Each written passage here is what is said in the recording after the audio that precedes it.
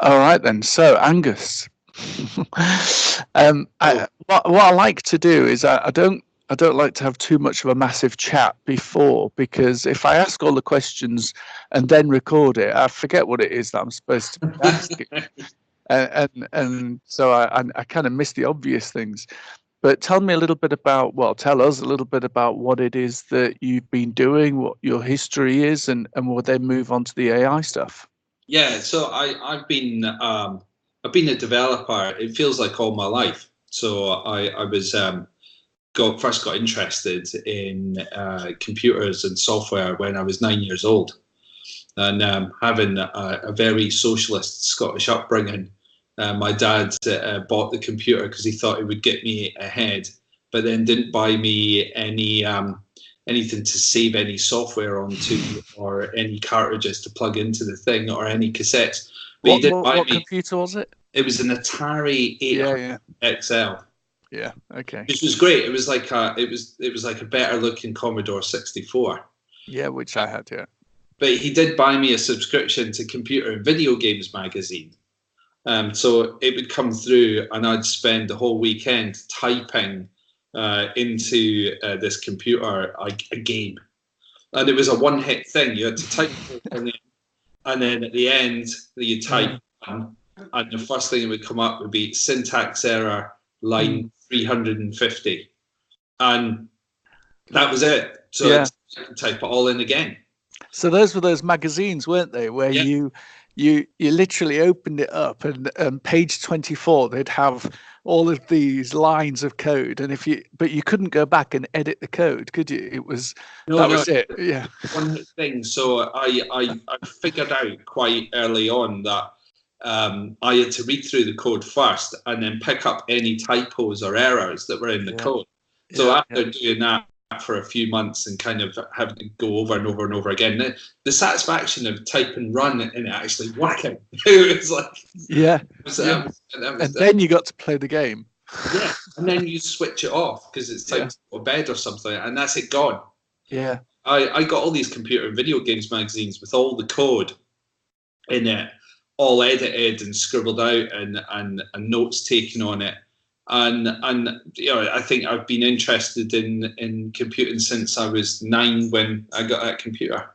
So I've managed to turn something which was an interest and a hobby into an occupation. I eventually went to university. I wasn't going to go to university. I wanted to be a manager for ASDA. So I signed up to the ASDA Trainee Managers Program. And I remember going into the office and saying, I got a place at university, and the relief on my manager's face was just palpable. He was like, you should definitely do that. Oh, really? So I figured I wasn't cut out to be an ASDA manager. No. And then I went to the National Centre of Computer Animation and trained as a computer animator at Bournemouth University, which is a fantastic course. It was described as 75% art and 75% computer science. And it really was full on. I was the only person that I knew that was doing 30 plus hours a week at university in the lab. Wow. So it was a hard course, but it was learning how to do the software for computer animation. So there was no systems around at the time. Everything had to be coded by hand. Yeah. So it was that gave me a massive grinding in coding large amounts of data, which has become handy probably only in the past 10 years, and people don't really tie the two things together. But when you're animating a scene like in Toy Story, you're moving billions and billions of data points and around the computer screen to make it look as realistic as it does. And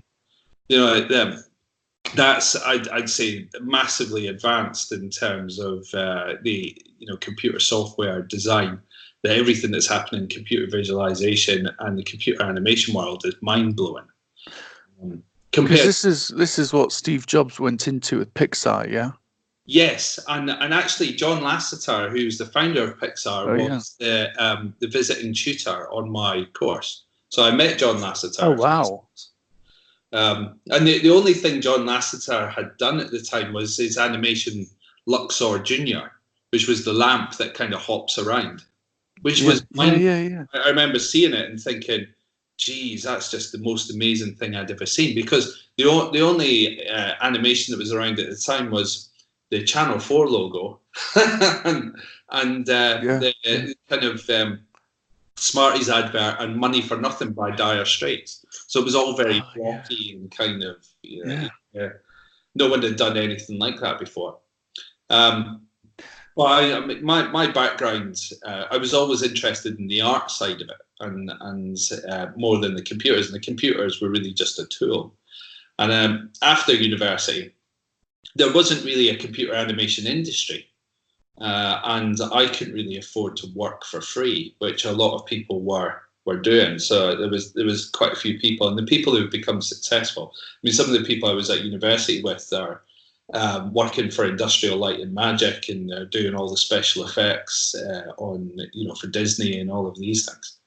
And they were the few individuals that could afford to spend 2 to 3 years in London doing work for nothing, just to get experience. I couldn't do that. So I ended up getting involved in retail IT with a company called All Days Convenience Stores. And the one thing I found is that while I was at university, and this was a kind of sideline, is that we had access to the internet. And the internet didn't really exist at this time. We had connection into UCLA, because UCLA had a computer animation sideline to their computer science degree. So we had access into that. So what year was this? This must have been 90s or... Yeah, it was 92, 93. Mm. That was when, the universities had access first, Yeah, and we had access to the internet, which consisted... You could go to a server and you could get a directory of all the IP addresses. So it was no searching or anything like that. Oh, yeah. Go from machine to machine. And we stole lots of animation software from UCLA, because they had it on various drives and stuff. And you could go and grab a snippet of code and then use it. So there was things that we worked on which had UCLA's code in there. Like quite advanced stuff, like being able to take an image and morph it from one image into another image. They had libraries that could do things like that. So remember that Michael Jackson video years ago that was groundbreaking at the time, where it was faces morphing into other faces. Oh yeah. When they did the hair thing. UCLA had all the subroutines to make that work. So we were kind of mucking around with that sort of thing. But I was interested in the internet and early versions of markup language. So I had to write all my dissertations at university in Vim and LaTeX, which, if you're not into computers, it's like the most basic of basic word processors. Okay. It's a green on black screen, and you need to go thousands of shortcut keys to make it work. And LaTeX used HTML, which was like the granddaddy of HTML. So by the time I came out of university, I understood markup languages and how to kind of build interlinking documents. And when I was working at All Days Convenience Stores, I built an intranet. This was in '95, which was connected to database, which was a stores database. So you can see all the store information. Right, okay. Who was the manager, the kind of size, all the information that you needed to know about a store. It was all online. And also built a knowledge base for the IT department, so that we knew who had what systems and all that sort of thing. And they moved me into a development job, looking at how we could use this to do more e-commerce type work. And I think it was really just, has been the story of my career. Nobody really knew what to do with me, because I was doing things that seemed interesting. I remember saying to my boss at the time, I would be quite good to get a Linux machine in. And he said, "Oh, I'm not doing that. It's like open source operating system, or he called it shareware operating system. Yeah. It's never going to take off. I remember very clear. This is never going to take off. It's not the future. You should just learn AS400 like the rest of us and stick with the IBM stuff. But I got a lucky break, and I ended up working for a company called CableTel, which turned very quickly into NTL, and they were all about internet. Yeah. Okay. So I worked with Virgin and Which Online and all the telephony systems that they had there, and everything was e-commerce based. And really that set me on a career. So I've been involved in developing e-commerce systems from almost the very beginning. Yeah. And how? So where did you get into AI then? So what's your fascination in AI, or your interest in AI? Obviously, as a developer, you're looking at it with a technical background, but I see you were also chief technical officer at CreditSafe. Is that right? Yeah, and which is all about data. So it's kind of, I've got a similar thing there. What being with email movers and stuff. But tell me what your interest is then on AI. Yeah, on AI, the first time I came across AI is I worked with a company called Net Perceptions back in '99, and Net Perceptions turned into Amazon's recommendation engine. Okay. And so that was using various machine learning methods to be able to kind of take a population and say, well, if all of these people bought all of these similar things, then some of these people will then bought this stuff, and so we can take a confident guess that these people will be interested in that. And then we came across, a lot of gotchas in that we, Amazon or Net Perceptions at the time were recommending duck hunting books to Bavarian veterinary surgeons. So it wasn't that accurate, but it was all of the tools were the same. I think just the volume of data was the problem. So I've been interested in AI for a long time, and I think when you start to deal with big volumes of data, like I did with CreditSafe. So CreditSafe has company information for about 450 million companies worldwide and all the associated data. The being able to more accurately predict when a company is going bad is quite an interesting challenge, because even 450 million companies seems like a lot of companies, but it's not enough to get a very confident prediction to be able to say, with 99% confidence that, I can tell you when a company is going to go bad. Like, nobody's picking up things like Carillion going under, various other big corporate crashes, just because the data is missing a lot of time. So it's very reliant on having a lot of data. I've worked on a couple other big AI projects. There was one called Newton, which was with the Dutch government, and they were looking to bring in an educational AI, which could then make a decision as to what was the best learning approach for each individual pupil. And again, it lacked the data, so the company behind it was going off to Amazon's Amazon Turk service. Oh yeah. To basically have random people fill in the quizzes and the exams and everything else to get a volume of data in order to get these predictions right. But there was something I argued against it quite a lot, because I thought an AI system making a decision about, say, a 10-year-old, whether this 10-year-old's going to be academic or not, doesn't sit right with me. I think, it kind of puts everyone into the same box, and I don't think that's... So that's quite interesting, because the theme of the dinner that we've got coming up on the 28th is going to be around bias. So the way in which we're looking at this is we're going to have a panel, and on one side of the panel we've got people who think that AI is possible with 0% bias, and on the other side of the panel we've got people who don't believe it's possible to have 0% bias. So which side of the argument would you sit on? Do you think it is possible or not? I think it is possible, but probably the answer to it being possible is not obvious, in that I think that the code does what the developer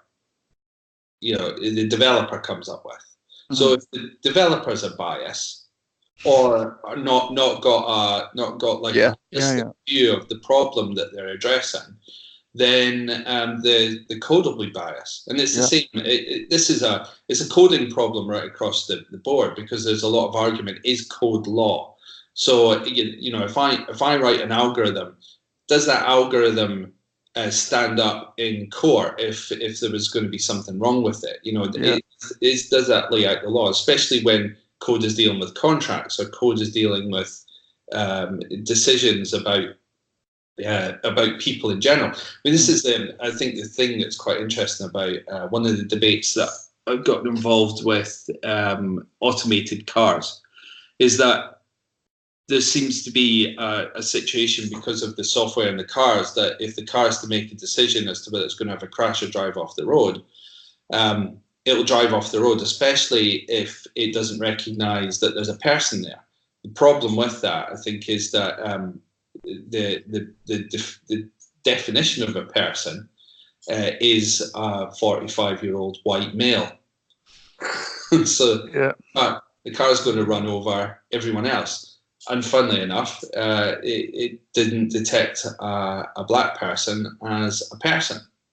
So you get a situation where the car is going to say, will I crash here, or will I run over this black person? Yeah. That's a huge ethical issue.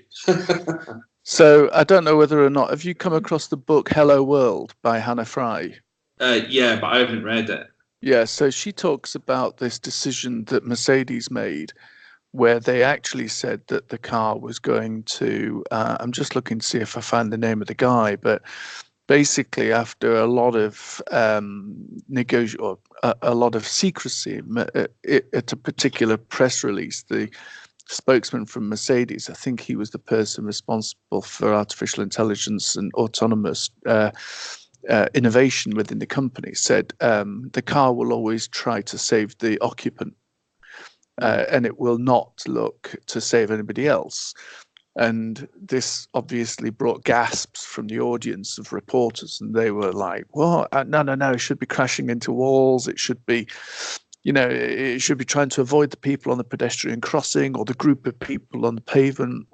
And he said, well, actually, the only life that we can guarantee saving is the person in the car. That's the only life that we can guarantee we will save. Yeah. We can't guarantee we will save anyone else outside the vehicle. So knowing that we can save one life, it has to be better than the uncertainty of risking all the lives.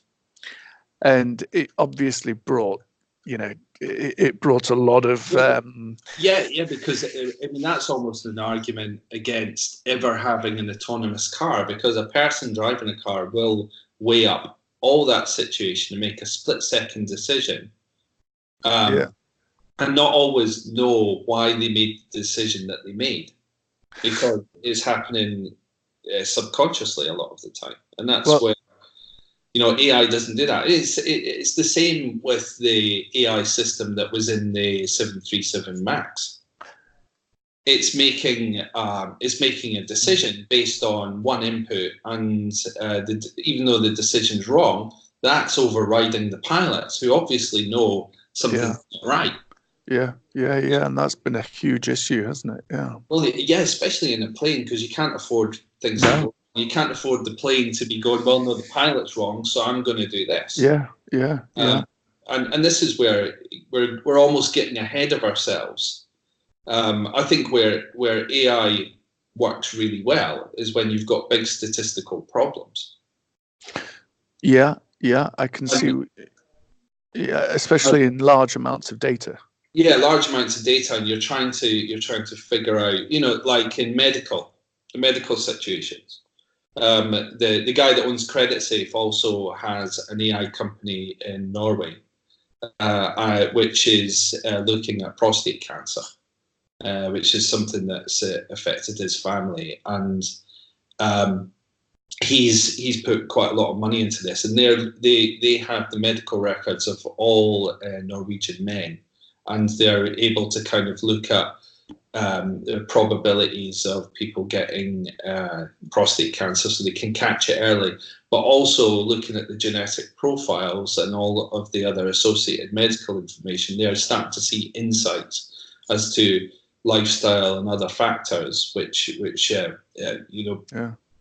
down that route. So they're able to advance the medical science much faster than they would before, because they're able to deal with a large volume of data. They've got the backing of the Norwegian governments, they've got access to all the data, and they're able to glean insights which were going to otherwise take decades to sift through.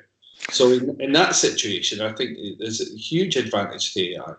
I think that having AI driving cars and flying planes is not necessarily a good use of the technology, because the technology at the moment, AI in terms of that type of decision making, is no more advanced than a cockroach, and you wouldn't have a cockroach driving your car. No, but however, statistics in the US do suggest that cars that are running autonomously, or at least with Guardian systems, are in fewer car crashes.